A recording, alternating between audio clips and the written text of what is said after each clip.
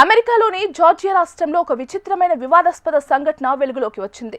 ఆడ్రియానా Smith అనే గర్భిణి స్త్రీ గర్భం దాల్చిన తొలి నాళ్లలో మెదడు మరణించినప్పటికీ బిడ్డను కనేంత వరకు ఆమెను లైఫ్ సపోర్ట్ పై ఉంచారు. జార్జియాలోని పిండం వ్యక్తిత్వ చట్టం అంటే ఫీటల్ పర్సన్హుడ్ లా కారణంగా ఈ నిర్ణయం తీసుకోవాల్సి వచ్చిందని కుటుంబ సభ్యులు తెలిపారు. ఆడ్రియానా స్మిత్ 9 వారాల గర్భంలో ఉన్నప్పుడు మెదడు మరణించినట్లు వైద్యులు ప్రకటించారు. అయినప్పటికీ ఆమె కుటుంబ సభ్యుల అభ్యర్థన మేరకు ఆమెను 16 వారాల పాటు లైఫ్ సపోర్ట్ పై ఉంచారు. ఈ సమయంలో ఆమె కడుపులోని శిశువు పెరుగుతూ వచ్చింది. జార్జియా చట్టం ప్రకారం పిండానికి కూడా వ్యక్తిత్వ హోదా ఉంటుంది.